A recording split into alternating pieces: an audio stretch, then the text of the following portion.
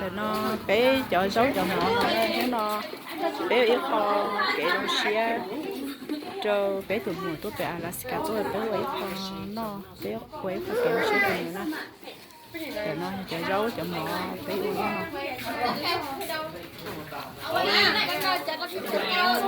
nó bé xua bé gạt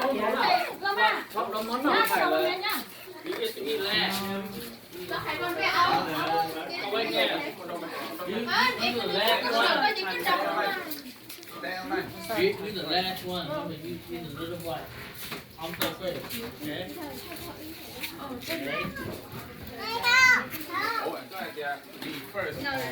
Okay, now you can come. bé cho mỏ nó rộng lại bé cho bé qua lại xí Yeah, Sophia, mommy. Thank you.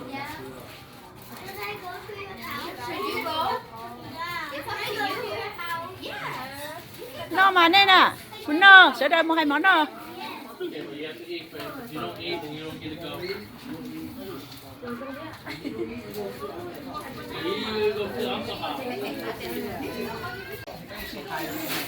nó nữa cả chứ hay nó nhẹ hay nhẹ nó còn chốc lá nữa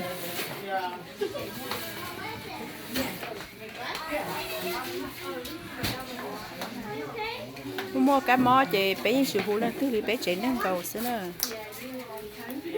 bé chạy nâng tê tu nhan xài bộ xí bé chạy nâng cầu xí bé những sự hú cầu của xã đội cho có lúc chơi nó mua cái mò chị sợ đời chị xã tôi biết trong ok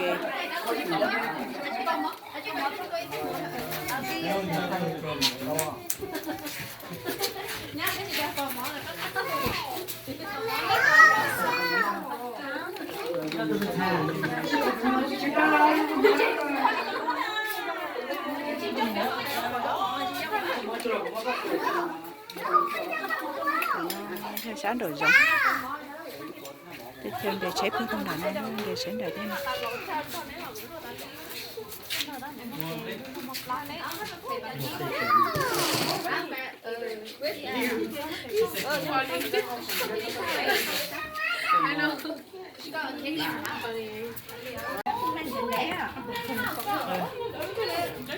nó mỏ nó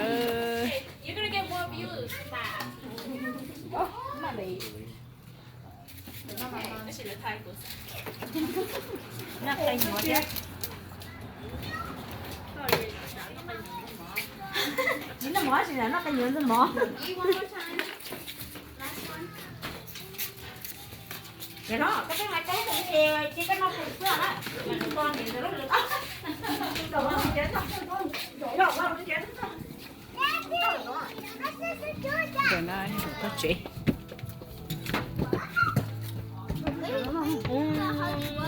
sợ con cho anh sợ mất chứ ngay bên